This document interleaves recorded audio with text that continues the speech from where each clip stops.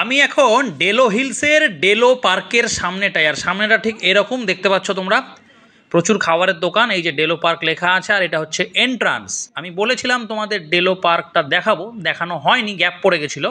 আর এই করতে করতে আমি ডেলো পার্কের ভেতরে ঢুকে গেলাম। টিকিট কেটে নেওয়া হলো দুটো, মাত্র 20 টাকা করে এন্ট্রি ফি। অসাধারণ একটা পার্ক এই ডেলো হিলসের ওপরে। এটা হায়েস্ট পয়েন্ট, কালিম্পংয়ের মধ্যে হায়েস্ট পয়েন্ট ডেলো হিলস, সব থেকে মেন ট্যুরিস্ট অ্যাট্রাকশানের জায়গা। প্রচুর ট্যুরিস্ট এখানে আসে প্রত্যেক দিন।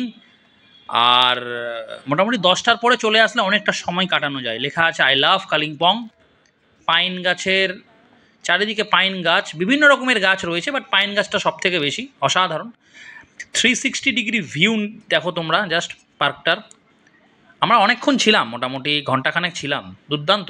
চলো নেক্সট ব্লগে বাকিটা দেখাচ্ছি তোমাদের।